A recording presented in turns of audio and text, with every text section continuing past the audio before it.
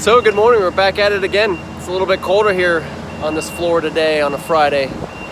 But as you can see, the stem wall has been built.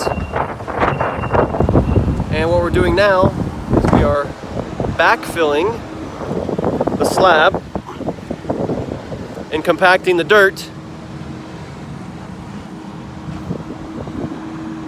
so then we can come tomorrow.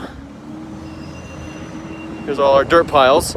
And then we can come tomorrow and we can start digging our trenches and installing our rough plumbing and our rough electrical conduit for inside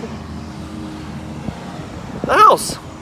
So yes, there we have stem wall and backfill. There's Gary on the skid steer loader. Let's zoom in here, I sure can. Boom-a-da boom boom. Rough plumbing tomorrow. Can't wait.